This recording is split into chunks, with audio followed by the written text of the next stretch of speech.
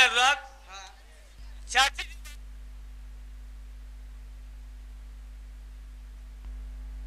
Hello भैया। हाँ। वैसे चाची बहुत बढ़िया है, जौने गाँव बहुत नेक दिल है। और का चाची बहुत बड़ा है कि दिल। तू बात हमका बतिया देबे। कैसे भौजी से हाँ। बोला दी। ए भूजी, भूजी नहीं निकोली, हट। ओके कहती पगलू भाऊजी। भाऊजी, ए भाऊजी, देखा भैया इतना दिन बाद आई हैं। सही है, ले आए जा घरे में आराम से। सही है, इनका सेवा सत्कार करा। सही है, खटिया बिछाई के इनका दिया। सही। का दे? अरे खाना पीना उनका नाश्ता पानी। हाँ, खाना पीना का पगलू। अच्छा चला कि तू बगली आवा, बगली आवा। खुश रहो प्रिय, खुश रहो। भगवान करें दूधो फला पूतो ना हो मंडौर बाढ़े तोहार। मंडौर का नहीं तो कबे होगा प्रताप गढ़ बाढ़े। और बताओ का हाल बा? राधिका तुम कैसी हो? मैं तो ठीक ठाक हूँ।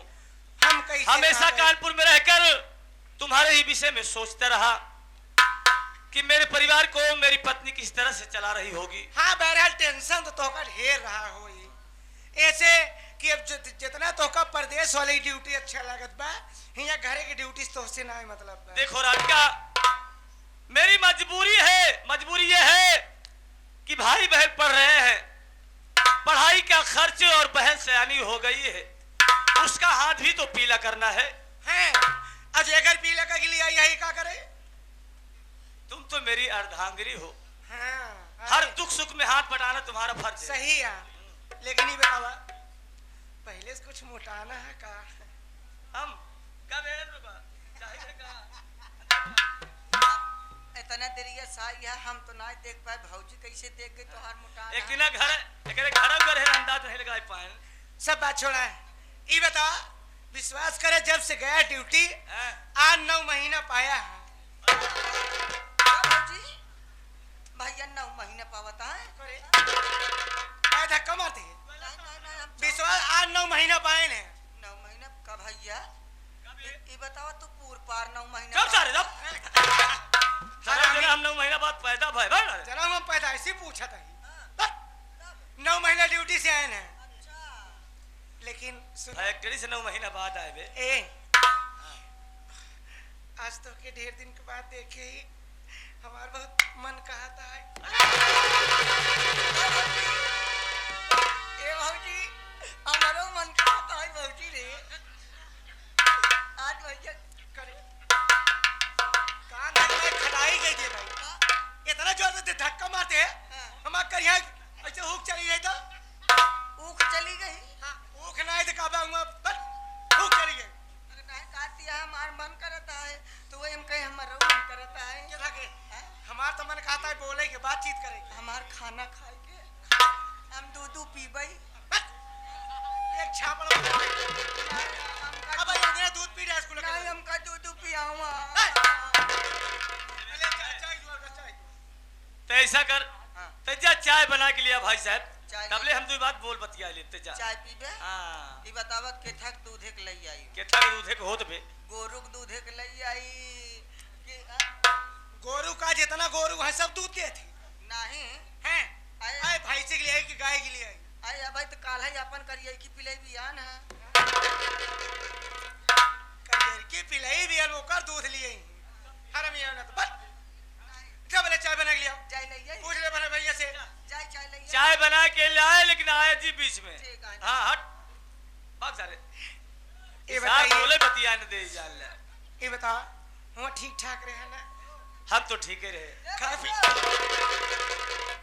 भैया हो अरे यार हम कहा बेकार तई धक्का मारे ना बोल बहुते का नहीं नहीं कि तोर बीमारी है भैया तो कई प्रधान जी चढ़ाई बढ़ाई दिया है खूब। भगवान प्रधान वे तो कहते हैं प्रधान चढ़ाई बढ़ाई पर चढ़ाई बढ़ाई यही हैं उन्हें हिम्मत से दम बनाई यही और का। लेकिन प्रधान जी साथ न दे ही जान ले हमारे लगे भगा ले। ये आगे देख सारे पागल कर दे बता। महारानी महारानी महारानी डाल तो महारानी में उठाई ले जी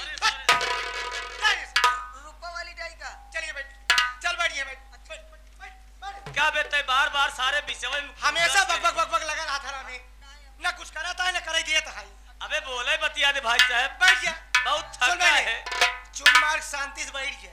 अब बोले जी, अब बोले के बाद छोड़, बीच में तो सांस जी ले।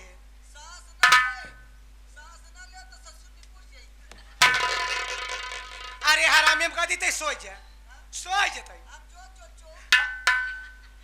जोर जोर ना कहते, जोर जोर सो जा।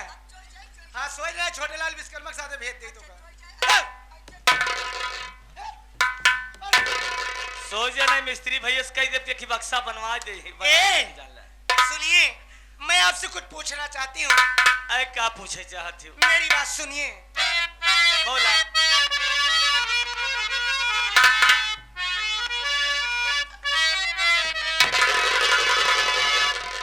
अरे क्या करते थे साजना?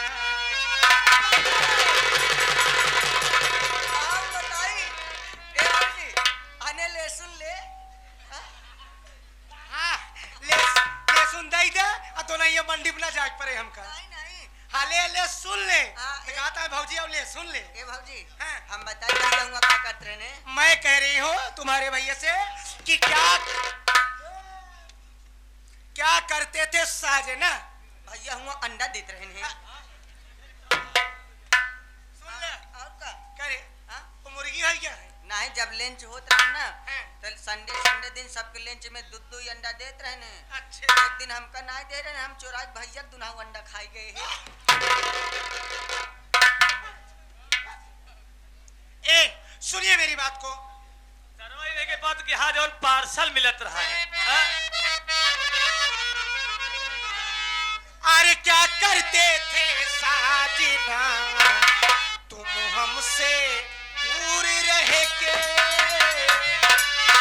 माना जुदाई मैं अकेली, छुपी छुप के रोया करती।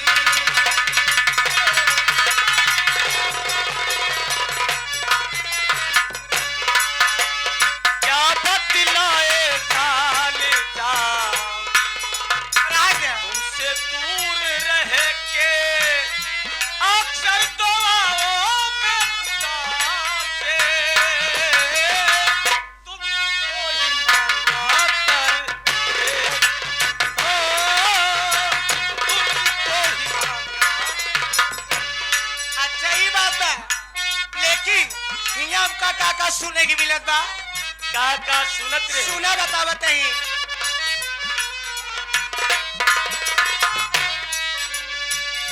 जो पूछती थी सखिया बिचारी ये रोग कैसा?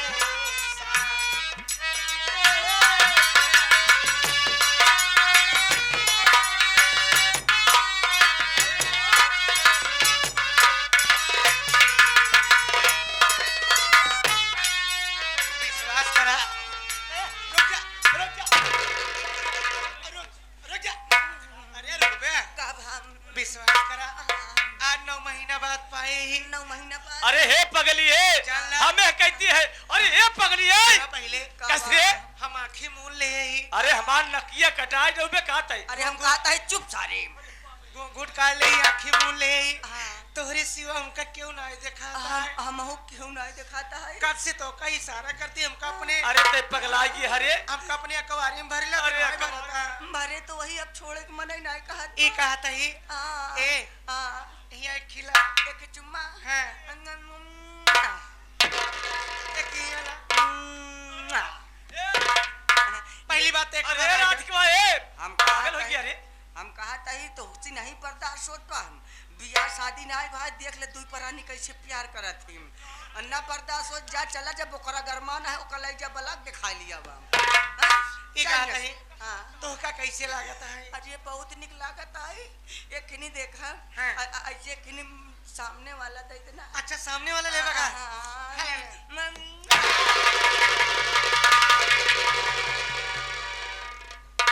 पगलाएगी है इतना। हाँ तो का कच्ची सड़क पक्की सड़क कुछ दिखा दबा नहीं समझ में आता है। अरे हम तो तोरे प्यार में एकदम हो ही गए। अरे इतना प्यार में पागल ये है। हम तो सोचे तो है ना हमका मार दे। हमें तो गलती भौजी का है। कौन हमारी गलती है? हमारी कौन गलती है रे? गलती तोहरे से है। क्या गलती है? तो का समझ ना हो चाहे भैया का मोटा है मार पाता रहा है। का मोट पाता है? बात सही कहत बाऊ के तनके बात झूठ न बटे गलत न बटे। काहे? तो का जनाज शरीर से आजमाइश कर ले चाहिए। हां हमार पातर सीधा रहा तो हर भैया चला जाए यहाँ से। बस बस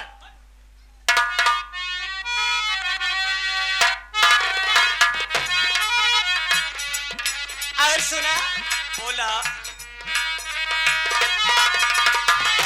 जो पूछती थी सखिया बिचारी ए रोग कैसा तुझे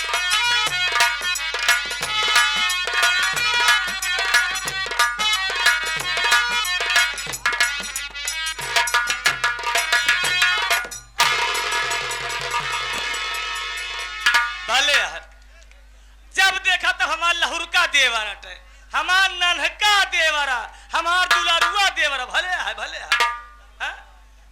मुहदा सब टूट जाए तब ठीक है भले है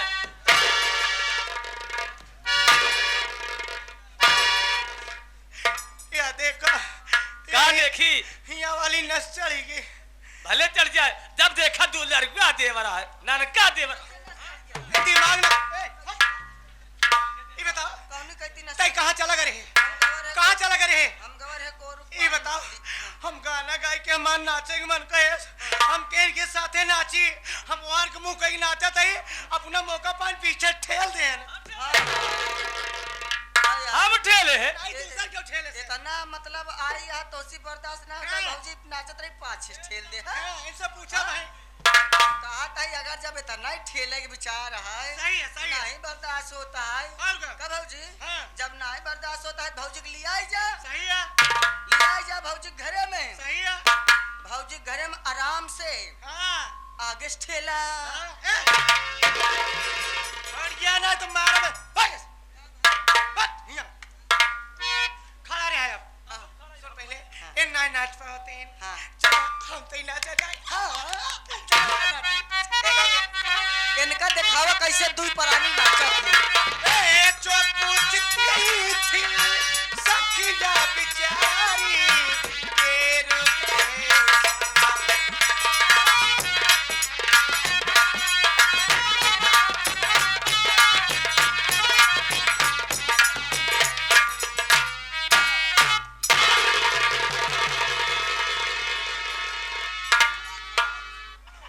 कस थोबड़ा टूट की बच्चा है हाँ?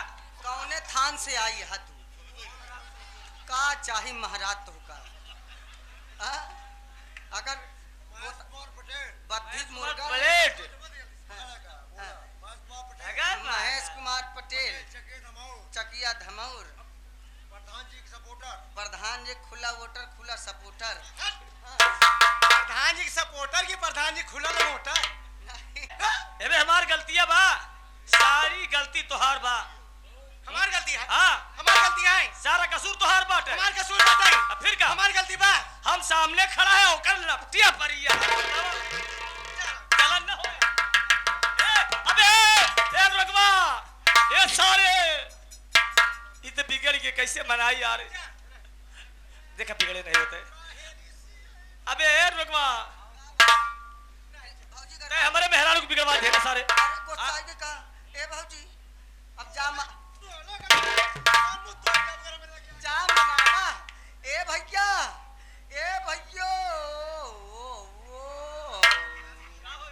आए यार तोहार मेहरारू गुस्साई जे मनावे नहीं आवत का भाई साहब तहत बिगड़वाए है जा मना ले यार प्यार से तनी दुरिया से आई आता हूँ हाँ। और का मान सिंह भैया 51 रुपया देहे ने प्रधान जी का कहे मनावे मेरे कहे अगर ना माने ना हाँ। तो हमारे घरे ले आई का हम पंचायत के मनवाई देव एकदम बढ़िया से ऐसा भाई साहब अगर पंचायत कराओ तो रिश्ता टूट जाए पागल पता लग बिना मेहरारू के रहा पड़े प्रधान कहन हम ऐसा मनाओ कि तोहार मेहरारू तोहका छोड़ के नैहरे चली जाए 5-6 लड़कियों के माई हो जाए ससुर सकल ना अरे सारे तो का सारे बॉडी काटब कबे नहीं हरे जाए तो लड़के पैदा होई कि ससुर में लड़के होता ससुर ससुरे में उल्टा हो गया यार।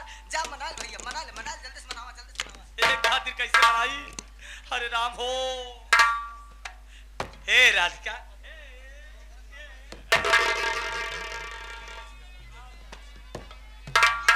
एक दाई और आराम से, आराम से। ए बाबूजी यहाँ आओ, लहसुन ले। लहसुन नहीं सारे प्याज दे मारी। भाग जा रे, भाग। काहे तू कोहरान यहाँ? कैसे कोहरान है बे? हाँ। नाराज है। नाराजी है। हाँ। ए बाबूजी। जा भाई, ए। तोहर मेहरारू मनावा। राधिका, और मैं तो पहले ही रंजो ये मजबूर था कि मैं तो पहले ही रंजो ये मजबूर था कि बेवफा और तेरी आजा भाग गई। मैं तो पहले ही हेलो हेलो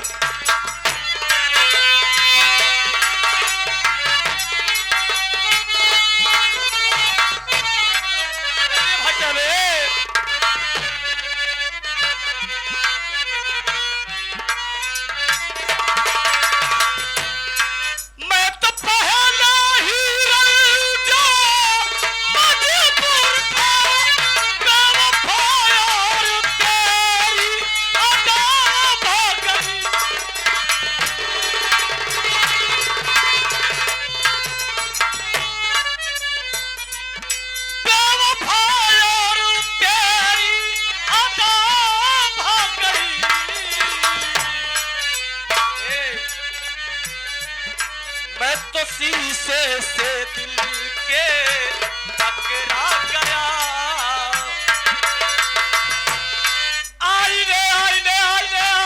आईने को भी तेरी नजर खा गई।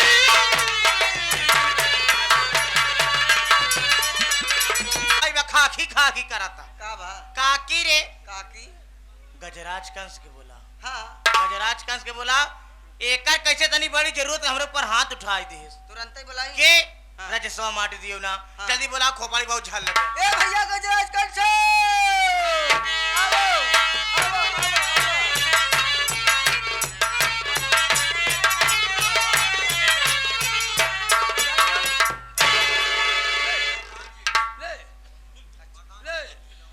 ये हमारे माँ आएंगे तो हाथ जाने मना है। ये बैठी है। अच्छा तो हर काकी है कब ना? साल नहीं दो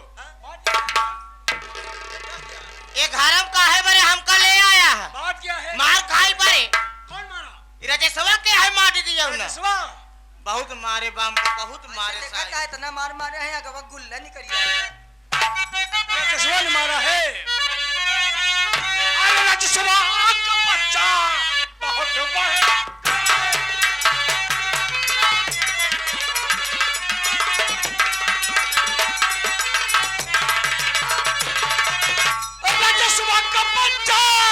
बहुत बढ़ गया है। राजस्व का बच्चा बहुत बढ़ गया है। हरामी वो मेरे नजर गया।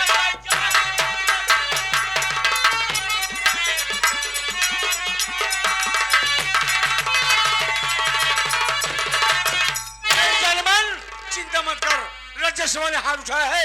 आज साले को बेघर करके तभी छोड़ूंगा साले को। घर में नहीं रहने दूंगा। बताओ कैसे वो घर में न रहा चाहे बस ये जान। देखो जब उसकी पत्नी उसके पास न रहे तो उसके पास तुम जाना। जब अकेले पास जाना तो उससे लपट जाना। मैं आऊंगा उसे मारकर सारे को घर से बेघर कर दूंगा। चाहे जोन करे पड़े हम। हाँ लेकिन माटी देने के रास्ते से हटावा जान ले दूंगा साहब। हाँ चला जल्दी। चल मेरी जाने मन चलते हैं। चलिए।